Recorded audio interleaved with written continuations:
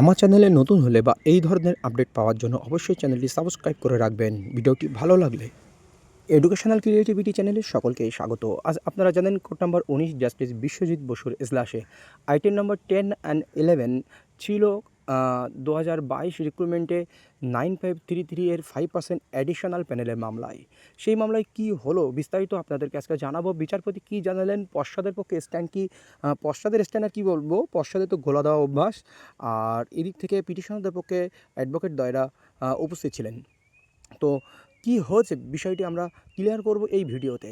তো প্রথমেই বিচারপতি ব্যাপারটি পরিষ্কার করলেন যে আমার দুটি স্ট্যান্ড এই 9533-তে কাউন্সেলিংয়ে কতজন অ্যাবসেন্ট ছিল এটা বলতে হবে, আর কাউন্সেলিং কতজনকে ডাকা হয়েছিল। এই দুটি বিষয় যদি বোর্ড পরিষ্কার করে দেয় তাহলে আমরা বুঝে যাব। কিন্তু বোর্ড বারবারই একটা স্ট্যান্ড যে আমরা 56 জন জমা দিয়েছি এটাই ফাইনাল, বোর্ড মানে তার জায়গা থেকে নড়তে ইচ্ছুক নয় এমনটাই ব্যাপার দাঁড়িয়ে যাচ্ছে। বোর্ড বারবার বলছে আমরা 56টা দিয়েছি।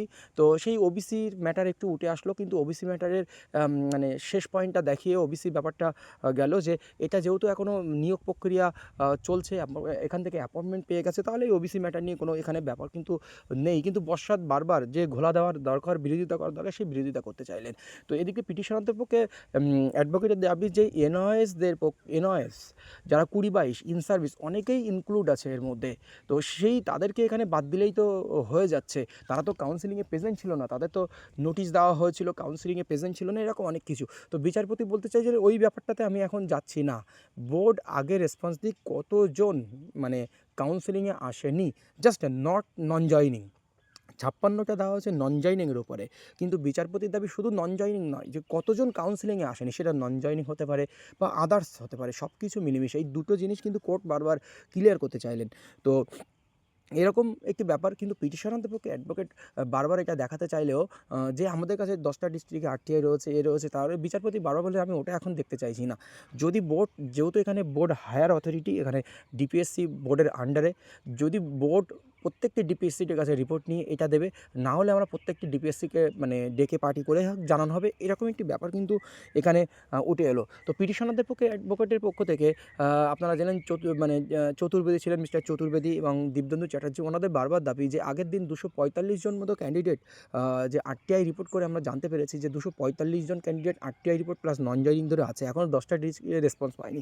যাই হোক, এই রিপোর্টটি দেখার পরে বা এই আরটিআই কপি বা বিস্তারিত এক্সেল ফাইলে যেটা জমা দেওয়া হয়েছে ইন সার্ভিস 20-22 মানে এনওএস, সেটা পশ্চাদের পক্ষে অ্যাডভোকেট ডেকে বলেন এর কোনো ভ্যালিডিটি আছে, এর কোনো প্রুফ আছে, এই সমস্ত তথ্য কোথা থেকে আসে না আসে, এই সমস্ত তথ্য বা আরটিআই এটা নিয়ে কিন্তু বোর্ড মানে জল ঘোলা করে যে এই সমস্ত তথ্য কোথা থেকে এসছে। তো বোর্ড জিজ্ঞাসা করে মানে কোর্টের কাছে বা এদের কাছে, যাক এরকম একটি ব্যাপার তৈরি হয়ে যায়। তো শেষ পর্যন্ত 1 সপ্তাহের মধ্যে রিপোর্ট জমা দিতে হবে বোর্ডকে। অপোজিট থেকেও রিপোর্ট বা এফিডেভিট জমা নেওয়া চলবে। তারপরে এই মোটামুটি এই হিয়ারিং হয়, প্রায় হিয়ারিং প্রতিদিন প্রায় একই রকমই, অগ্রগতি হওয়াটা নয়, মানে কি মানে একটা জলঘোলা টাইপের হয়ে যাচ্ছে এখানে। পশ্চাৎ বিচারপতি বা পিটিশনার, এখানে পিটিশনারদের সঠিক জয়, পিটিশনারদের 100% জয়, এখানে একটি জলঘোলার ব্যাপার। বোর্ড আমরা নিশ্চিত বা প্রত্যেকেই নিশ্চিত হবে যে 56টি নন জয়নিং হতেই পারে না, যেখানে 2-3টে ডিপিএসসি থেকে 36 জন 40 জন হয়ে যাচ্ছে, সেখানে 56 জন কী করে হয়? 56 জন নন জয়নিং কেন? ইন সার্ভিসরা 20-22 এর মধ্যে যুক্ত আছে। ক্যান্ডিডেটের পরিমাণ 370 থেকে 80 হবে পিটিশনারদের পক্ষে অ্যাডভোকেটের হিসাব নিকাশ অনুযায়ী বা আমাদের অ্যাজাম্পশনে বলা চলে। তো যাই হোক, শেষ পর্যন্ত এই অ্যাফিডেভিট দেওয়া না হবে। তাছাড়া এই মামলা মান্থলি লিস্ট এপ্রিলে লেখা হয়েছিল, কিন্তু পিটিশনারদের অ্যাডভোকেট চেয়ে নেয় যে ফিক্সড ডেট, সেহেতু 25শে এপ্রিল এই মামলার আবার ফিক্সড ডেট রয়েছে। এখন এই মামলার পরবর্তী আপডেট কী আসে, এটা পিটিশনারদের হকের চাকরি, অবশ্যই পিটিশনারদের ফিরিয়ে দেওয়া উচিত। তো পরবর্তী আপডেট কী আসে আপনাদের জানানো হবে, বা কিছু যদি আপডেট পাওয়া যায় অবশ্যই আপনাদেরকে দেওয়া হবে। তো আমার চ্যানেলে নতুন হলে অবশ্যই সাবস্ক্রাইব করে বেল আইকনটি প্রেস করে পাশে থাকবেন। ধন্যবাদ। আজকের মতো পরবর্তী ভিডিওতে আবার কথা হবে, বা 5% অ্যাডিশনাল প্যানেলে কোনো তথ্য যদি আমরা পেয়ে থাকি অবশ্যই আপনাদেরকে সেই তথ্য পরিবেশন করা হবে।